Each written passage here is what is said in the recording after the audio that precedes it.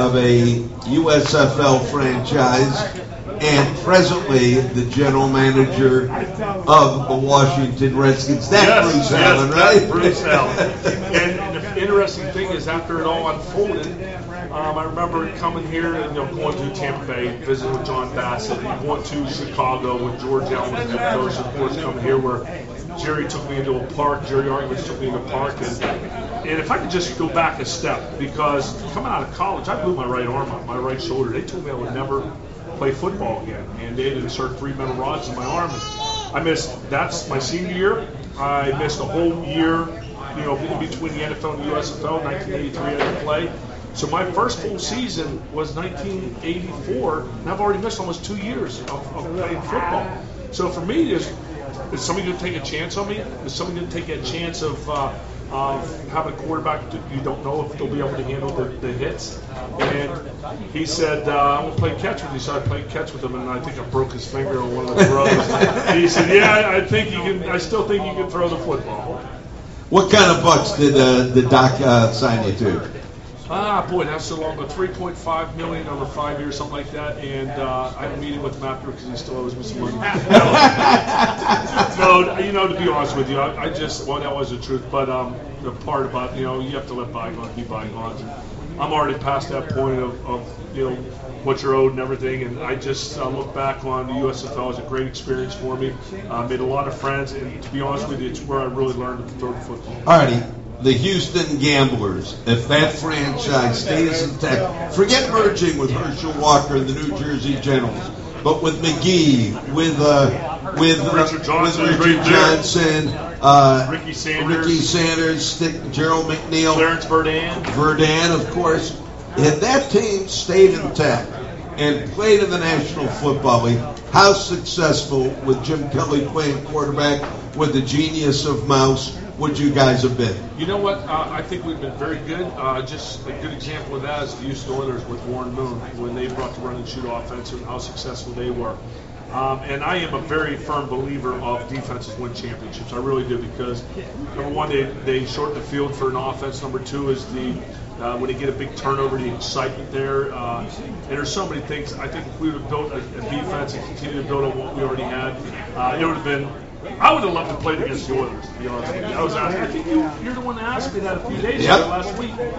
And that was a game where I would have loved to have played against the Oilers, because I think we would have maybe beat them, but it would have been a great game for entertainment purposes. You remember the conversation we had at Bayland Park when I tried telling you how great Buffalo, New York was, and how Ralph Wilson was not what you portrayed, but this guy was old school. And I said, Kelly, you will go to Buffalo. They will love you. You'll never want to leave. Right or wrong? Yes, you were right, and you're right. Not only tell me that, but when I got there, you're exactly right. I still live there. I make my home there. Me, my wife, my 2 daughters, and of course, my son Hunter is laid to rest in upstate New York. I still work for the Bills. I still do things for them. But boy, I'll tell you what, I love the area. Before we go on, and Kyle's got a bunch of questions. Please, this is very important. Talk about Hunter's hope and the struggle that you and your wife have had and what it's like as a parent. Kyle's baby Kate is here right now. He and his wife have been blessed, but what that was like and what you are doing today to help future generations. Well, I apologize to you too, because I'm going to take about 2 or 3 minutes if I can. Go for it. I mean, this is something I'm very passionate about. To make a long story short, because it is a long story, but it's very important to me. After I retired from the NFL with the Buffalo Bills, and that was in 1996, January 31st of 97, me and my wife were blessed to have our second child, and he was born on Valentine's Day, which I know some of the listeners out there have already heard me say this, but he's born on Valentine's Day, which is my birthday, and of course I was ecstatic. The first person I called, I think, was Thurman Thomas, because he had 3 girls, and I wanted to rub it in that I had a son born on my birthday. So I pretty much thought what every daddy thinks about, and I told you these things before, but going out and playing football, and my son going to football camp with my nephew who was born 11 days before Hunter was, and just dreaming of all the great things that fathers and sons do. But unfortunately, the good Lord had different plans for me, and he chose me as a special father with a special little boy to make a difference for other kids. He was diagnosed with a fatal disease called Krabbe leukodystrophy, and what that is, it affects the white matter in your brain.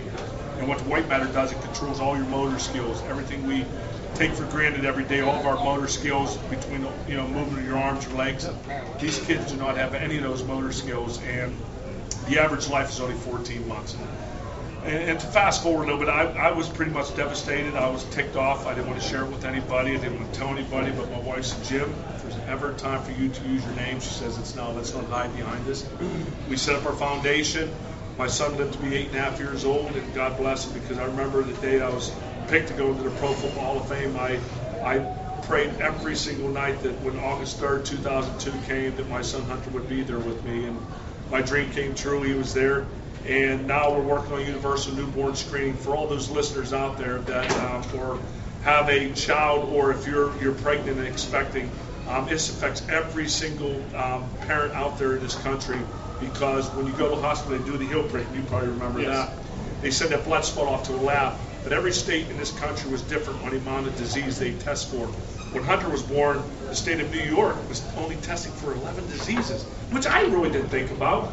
And then I found out after he was diagnosed that Mississippi was testing for 45, and another state was testing for 51. But to fast forward, what we're doing now is to make sure that all states out there test for the maximum amount of treatable disease, and that's 60. And hopefully we can save some of these kids' lives. You got another couple minutes to talk about Gaylord football before you see video like this. Obviously, I haven't seen it. Some of the old memories. What does this do for you? Well, the memories are awesome. Not just watching the videos and bring back memories of playing the game, but seeing a lot of the players and coaches and faculty that was here back in the office.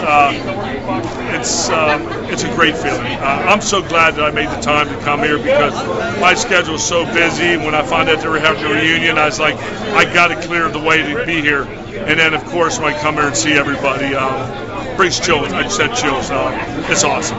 You've been a part of big time memories elsewhere, but what does it bring to your heart? How do you feel about Houston and this organization? Well, the thing is, Houston has always been a big part of my life. My brother still lives here, and I still come here. I still go visit my favorite restaurants, visits with some of my friends that still live here. Just this area, it will always hold a special place in my heart. Even though I do live in Buffalo, Houston will always be a place I remembered. And every time that I think about this place, it puts a smile on my face. I see a lot of these guys saying, hi, I haven't seen you in so long, nothing's changed. Are they lying? Some are, some aren't. Hopefully they weren't lying when they said it to me. We all have aged. 25 years, but I still feel pretty good. People come up to me and say, you look like you still play. Those are the people that are lying. Thank you so much. I got the whole